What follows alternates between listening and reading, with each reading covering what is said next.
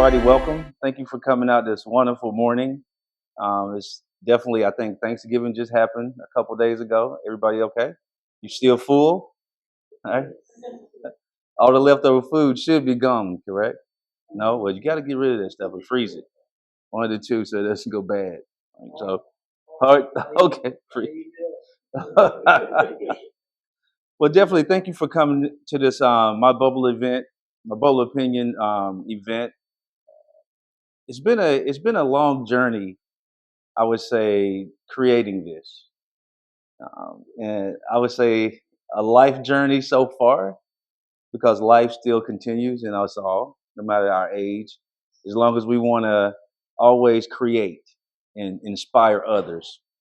And one of the reasons I wrote this book was because, man, a while ago I was kind of, and I say a while, some decades. Okay,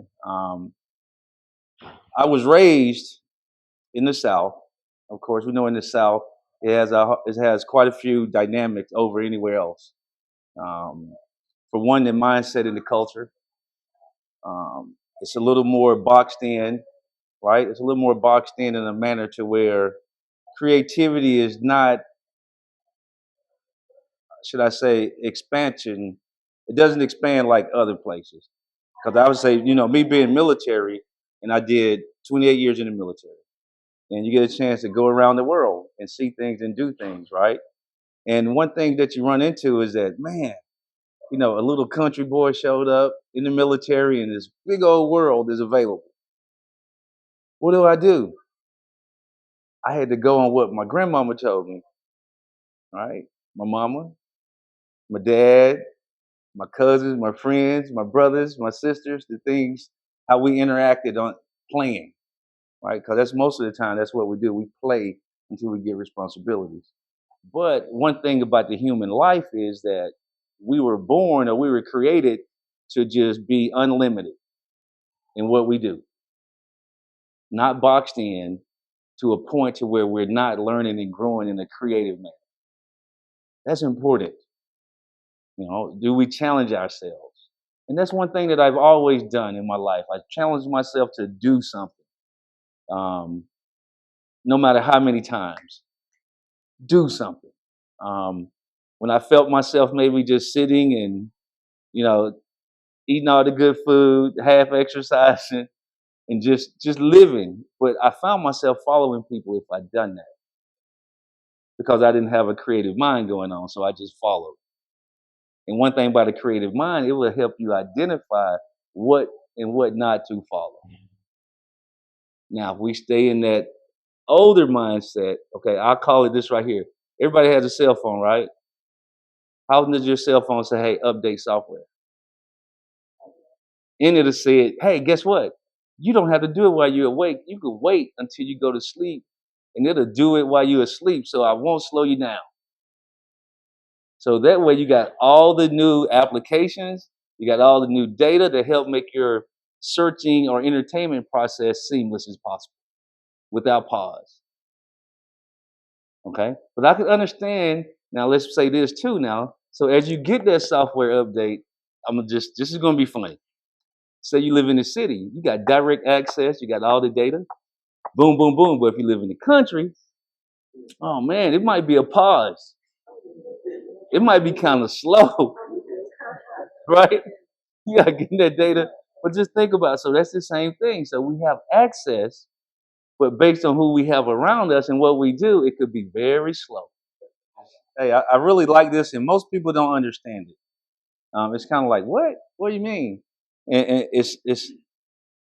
I want to help you, help me, help you. Most people are like, huh? What do you mean? Are you being? What are you talking about? Well, when you know you need something, or you want to achieve, or accomplish, or just learn, or just let folks know what you need, you have to communicate that. And guess what? This is the opportunity for you to say, hey, this is how I like it. This is what I expect as you do this. This is how I like this. So now you just help me to be able to help you. And be vocal with that. Be bottom line with that. Hey, this is how I like it. This is the best way to help me.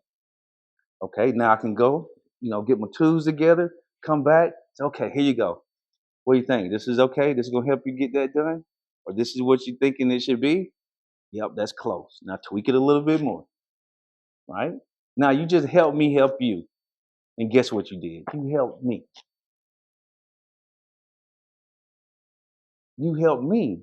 Why? Because I don't have to worry about having to make sure that I take care of the things you need. Right? So you help me, right? You help me, technically help you, help me, help you. So once I help you, you're good. You say, I can count on that person. That person, oh yeah, that's my go-to. But guess what? What are you going to automatically do? Help me. So when I call, I was like, hey, you know what? You're going to like, no problem. Or if we communicate enough, you already see I'm going to need it. So he's like, hey, dude, check this out. Look like you're doing these things. I tell you what, this is the research I did for you. Like, oh man, perfect. Perfect. So you see how that loop can go? That's a good loop. Right? Help somebody help you. I need to keep this to myself. Because a lot of times we have that mental well-being thing where we have things we deal with, man, that are not peaceful in our minds. And we have to allow somebody to help us through that. Because sometimes it's just that communication and looking from that different perspective of understanding why. And I think this is true to a point. Most stuff going on in our heads that cause us to be confused or have mental health challenges is somebody else's stuff. And, I can remember plenty times that an inherent title, didn't live up to the expectation of the title. Right? Yeah, but what we're conditioned to believe, give them another chance. Give them another chance. Give them all access to you. Jump when they say jump. Right? Now, if we don't do that, you know what kicks in? That guilt trip. And that's in the book. I want to make sure I hold this up right. The guilt trip. But that's real though. That's not something that we should play with. Because that goes into all our conditioning from birth. That guilt trip, man, they'll say, well, I'm trying to get to heaven. So since I'm trying to get to heaven, I got to allow myself to be used. Now, I don't know now. I've read the Bible quite a few times. And I didn't see anywhere in there says allow yourself to be used other than by God. Right? Yeah. So now, hey, that's self-induced pain. And you have to have say-so in where you give your energy and how much you give. So say I'm going to help, my brother. Love him to death, man. For real, for real. If I'm going to help him, depending on what he's doing, he don't need all my energy for that. He might just need a sprinkle, boom, and it get him over the hump. Right? But what we tend to do in our lives is just give everybody all of it. And guess what? They've been like, ooh, I can get all this. I didn't know that. So I'm going to take full advantage of this unregulated access. Right? It makes sense to me. And so guess what? Since I'm on my journey of being good, I just automatically be good, unregulated. Hold on. I'm telling you what happens, not what I do. Consider this. So if I'm just being good, unregulated, I can't complain about being mentally confused. I can't complain about being used. I can't complain about having 50 friends or 50 inherent titles just doing what they want to me. I got to accept that. It'd be okay with it. And most humans can't. Because sometimes we all get sick and tired. Don't get sick. Don't let it get to that point, please. And if we don't let it get to that point, guess what? Ooh, you're a little happy. You got a little less stress on you. You feel a little lighter, right? When you wake up in the morning, all you thinking about is drink coffee. Or, some people Krispy Kreme. Like, well, is the hot light on yet? Right? But that's good to think about. That's good to have that to think about instead of, you're going to get 1,000 phone calls for something. Right? So just kind of just protect yourself from that. That's what the bubble is all about. You're creating that protective bubble around yourself. You're building it. Everybody know what plaster is, right? You know this stuff. And if you just thicken it up, just keep thickening that bubble plaster up. It is not thickening to prevent, it's thickening to protect. Because you control the out and the in. Right? And any question that we answer is going to be based on the perspective and consideration of the bubble. Right? And that's within your bubble. So you don't have to achieve somebody else's bubble, what you think it may be, because you could never do it. Right? One of the things we always say, we always hear, and I love cultural conditioning is pretty cool once you know what it is. Right? We always hear become one. Have you heard that before? Become one with that person. Right? Man, that's impossible.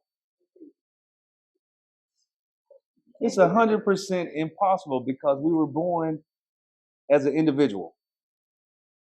And I would tell you this right here. If you think it's not, look at two twins. Usually they're opposite. Usually, right? They like opposite things. But man, they came out a few minutes apart. That's as close you can get to being one. Now, let's say this. You're bonding with somebody else and you trying to be twins. You ain't got the same mama. Right? See? I can't make this up. So I would recommend that read the bubble, my bubble opinion book, and it'll let you understand that it's okay to be an individual. But the biggest thing in guidance that anyone should take from it is, I have say so. And anybody trying to bond close to me should have say so in their life as well. So automatically they respect my say so. Don't feel that you are an outsider in anything. Nothing. Like, man, you say, hey, I think I have issues. Well, we all have issues. Some folks just don't put their issues out there. Or some folks choose not to share it with you. Because you're not that person that anything should be shared with. Right? You have to, that's important though. Because guess what? We have to do that. You can't share everything with everybody. Be private in your life. Because guess what? That's yours. That's mine. I got this. I can handle this without the community knowing it. Because this is my happy place. This is my safe place. This is where when I exist, I just enjoy doing the things that I do. Right? And it's important. That's very important. So now we're going to remember trusted agents. Remember that. So if we have young folks clubbing, we need to see what's going on in the club. Now, meaning, that's what you asked. Meaning, we need to have a trusted agent that can report to us what's going on. Right? Like, hey, hey, Tommy, check this out, man. I know you're clubbing over there at this one. Let me know what's going on there. And they'll let you know. And see, that way with your advice and the things you're saying to people, you have a little more education on the topic. Now, is that you got to make sure that's your trusted agent that's giving you good information, right?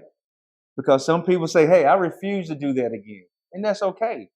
But that doesn't mean that you have to not know about it. Because one thing that'll happen if you don't know about it, whoever you're trying to advise will cut you off if you don't know what you're talking about. And you just have just continue to be an advisor in their life. period. Because guess what? They might be going to a club they reading poetry at. Or they learning and doing constructive things in the social environment, their safe space. Understand what they're doing. That's okay? That makes sense, right? Yeah. That's that old good old opinion, researched, right? I've had plenty of folks in leadership positions, a certain status, a whole certain office, give advice. Man, that advice was just good for them to keep empowering themselves. Like, I can get more power if I lead the people to do this. I get elevated. I get that position. I get that robe and dangly things. My pockets get fatter. Then I can squeeze them. And guess what they're going to use against themselves? The guilt trip. I'm supposed to be doing this. That's right. Oh man, let me go ahead. That person has this position. They're passing it around again, or they're causing me to go over here and do this extra effort. They want some more of this energy. So that's the cultural conditioning, though. That's why your bubble has to be rooted as you as the best source, you as your own best resource in your life. Because I tell you right now, like I said, those twins, right? They come out, but each one has their own objectives in life. But that's your sister. Sob story. And guess what? It's the holidays coming now, man. Everybody got a lot of guilt trip. We've been conditioned to have it now. And I'm not saying giving to the needy now. That's different. That's 100% different. Because they need, man. And I'm passionate about giving. But boy, I'm not passionate about giving to the capable. I just can't support that. I can't support that. And that's what the guilt trip will do, have us giving all our energy and time and keeping them close to us, doing the work to keep them close, because we've been conditioned to believe that we're supposed to do. And we want to stay within our group. We want to stay in the club. Sometimes the club needs to be broken up and a new one created. And what is that new club? You. Right here. Because you don't care what somebody thinks outside your bubble. Now, that might sound cold-blooded, but it's not. Those decisions you're making is from within you. Why? So you can be good and radiate good, so people around you that does the work to stay close to you are good. Mm-hmm. When it's weakening? Oh, that's a good question. When it's somebody else's stuff that you put energy into before you put it into yourself. And you're adamant about making sure they're okay. Now, part of that is, right? Part of that, and that question is pretty cool, actually, is that's when a person or a thing know that you're their best resource to help their irresponsibility, right? And saying, okay, I can make any decision I want, and man, I can always go. And then you stop what you're doing, even though you're like, man, and you put it into them, right? When your bubble starts getting stronger, they know better than just to ask you. They're like, hey, that's not a good source for me to skim off of anymore. I need to go somewhere else. But then you automatically has shown them, I'm not the one. You're starting to get stronger because that guilt trip would make you weak. Like, oh man, no. And understand this, everybody now. And I say this is that if you are a religious person and you love your God does not want you to ever be weak because they can't help you. So if you sit here and allow people to use and abuse you, are you living in your faith? A high second.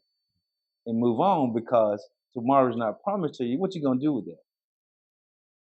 See, and it's not a thing to where it should be. Oh, I gotta do this because tomorrow's not promised. No, live life, enjoy.